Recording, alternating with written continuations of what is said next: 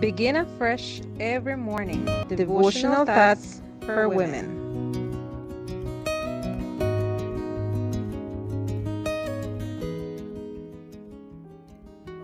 Greetings, my beloved friends.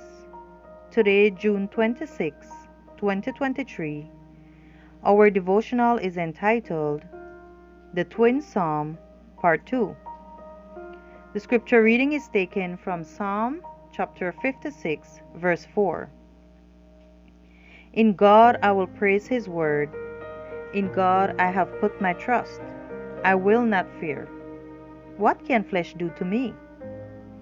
David wrote this psalm when he was fleeing from Saul. He took refuge in Philistine territory.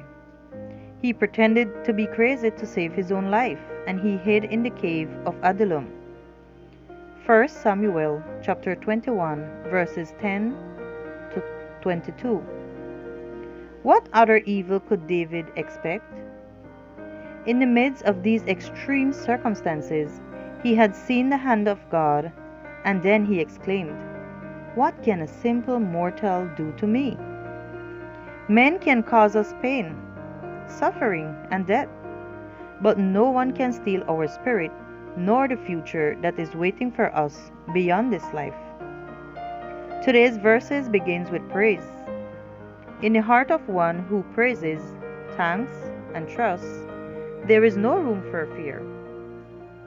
When fear attacks you secretly, praise and glorify God out loud. Praise and fear cannot occupy the same space. Some are always anticipating evil or magnifying the difficulties that really exist, so that their eyes are blinded to the many blessings which demand their gratitude.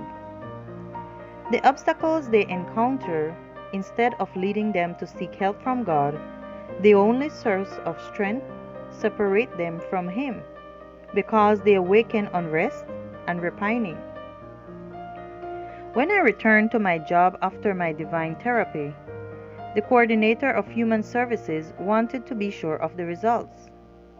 I met with him several times to explain to him the therapeutic method I had followed. I studied my Bible many hours a day to find the promises for those who suffer from fear. I made a calendar with those promises and I memorized them.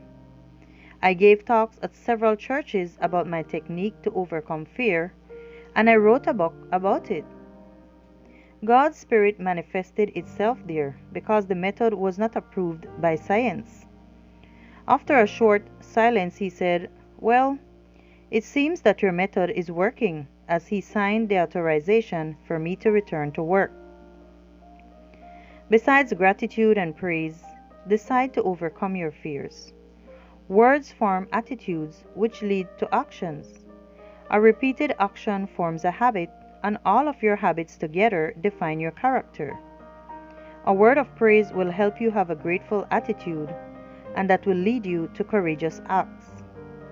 A repeated act of courage will be transformed into a habit in your life, and from there, with God's power, you will develop a firm, confident character.